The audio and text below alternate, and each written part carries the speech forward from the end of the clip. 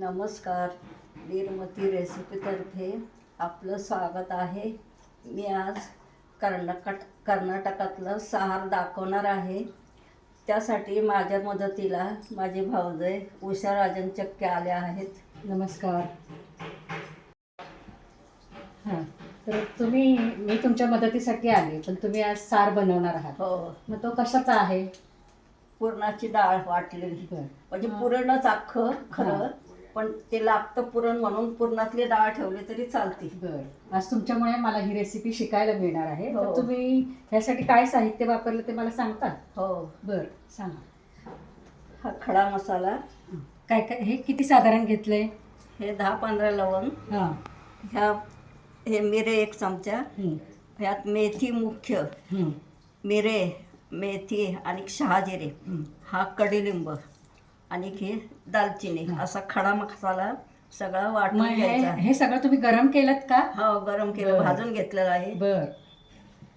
त्याला आणखीन साहित्य म्हणजे मुख्य ही पुरणाची डाळ, बरं. पुरण शिजवल्यासारखंच, हां. आणि भाजून कांदा, भाजून खोबरं, लसूण फोडणीसाठी हा कच्चा कांदा साराच्या पाण्यात शिजत घालायचा. हा टमाटो टोमॅटो वाटणास किती घेतलाय? हे 1 टमाटो घेतले. बरं. ही कोथिंबीर ती पण वाटणात घ्यायची, बरं. आणि चिंच आणि गूळ आपल्या चवीप्रमाणे, बरं. आणि कांदा लसूण मसाला, तिखट आणि मीठ फोडणीत घालायचं सार शिजताना. बरं. तिखट, मीठ, कांदा लसूण मसाला, लाल तिखट, मीठ हे सगळं आपल्या चवीप्रमाणे घ्यायचं आहे. हां, तर तुम्ही हा जो मसाला भाजून घेतलाय म्हणताय, मग हा आता मिक्सरला बारीक करायचा का? हो. बरं. आणि त्याच्यानंतर मग हे वाटायचं. ती पुरणाची डाळ वाटायची, बरं. ही डाळ वाटायची आणि त्या डाळीच्या मिक्सरवर हे सगळं बरं. वाटण वाटायचं. हो. ह्याच्यात काळा मसाला, लाल तिखट आणि बेडगी मिरची, खोबरं, लसूण, मीठ आणि एक अर्धा कांदा तो भाजून घेतलेला आहे, तो वाटायचा. तर चिंच गूळ सगळं नंतर फोडणी दिल्यानंतर त्यात घालायचं आपल्या चवीप्रमाणे. चिंच गूळ मीठ घालायचं. बरं. आता तुम्ही जे साहित्य सांगितलं ते मी सगळं मिक्सरला वाटून घेते.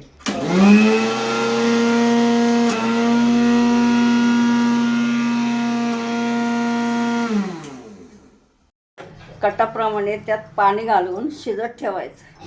आपण कट काढतो ना पुरणाचा, तसं. तसं जेवढं घालायचं तेवढं घालायचं. पुरणाचा कट काढल्याप्रमाणे पाणी घालून पातळ करायची डाळ. त्यात कच्चा कांदा शिजायला घालायचा.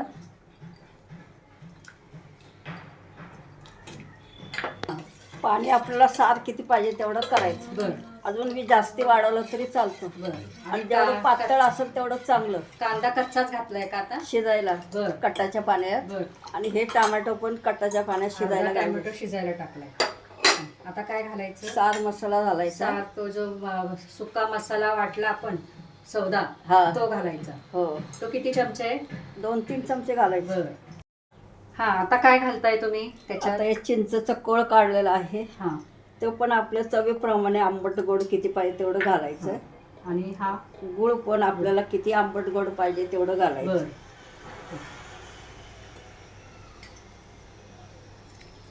आता याला उकळी येऊन द्यायची. चांगलं शिजलं पाहिजे, उकळं पाहिजे. बरं.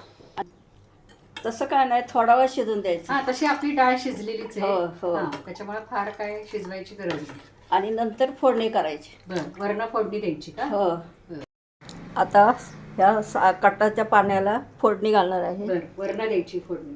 हा. बरं, आता त्यासाठी तेल घालणार का तूप घालणार? दोन्ही, तेल पण घालायचं, तूप पण घालायचं. मग तूप किती घालू बघा? हा, बस. आणि आता तेल घालायचं. तेल ना? घालायचं.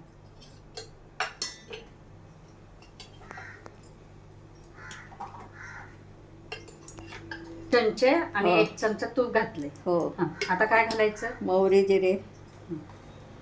तेल तापू दे. हो.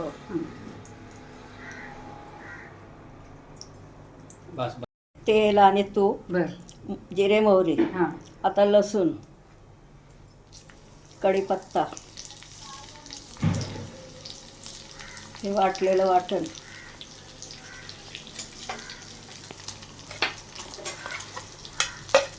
हळद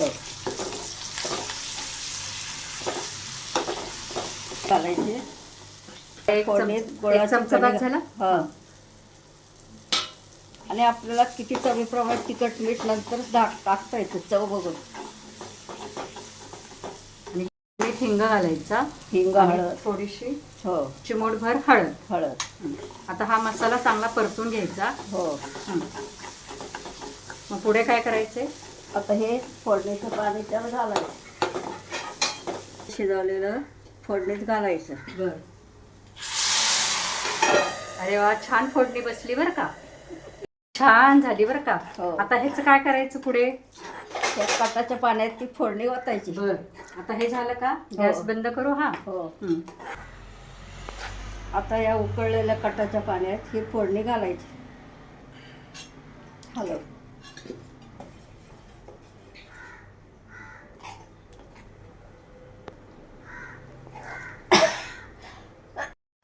हा, आता साराला चांगली उकळी आली आणि रंग पण छान आलाय बरं का.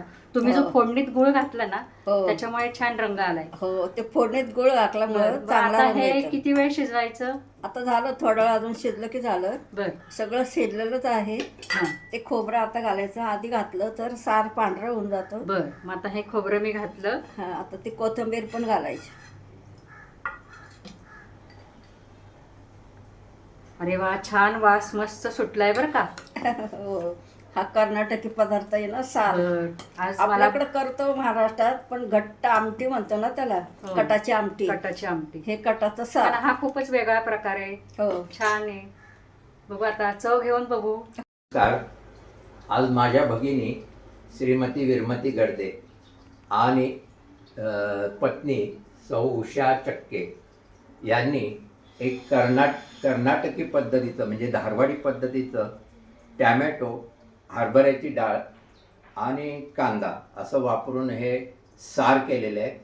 आणि ते भातावर आपण घेतलं तरी चालतं. याची चव चांगली लागते. तर या विरमती रेसिपी या चॅनेलला आपण लाईक करा, कमेंट्स करा आणि आपले जे नातेवाईक असतील त्यांना हा व्हिडिओ शेअर करा. धन्यवाद. हे सार खूपच छान झालेलं आहे. नमस्कार. आता हे सार आम्ही दोघींनी मिळून बनवलंय आणि त्याची टेस्ट पण माझ्या मिस्टरांनी घेतली आहे. तर विरमती चॅनेलला तुम्ही लाईक करा आणि जास्तीत जास्त तुमच्या ओळखीतल्यांना पण शेअर करा. धन्यवाद. धन्यवाद.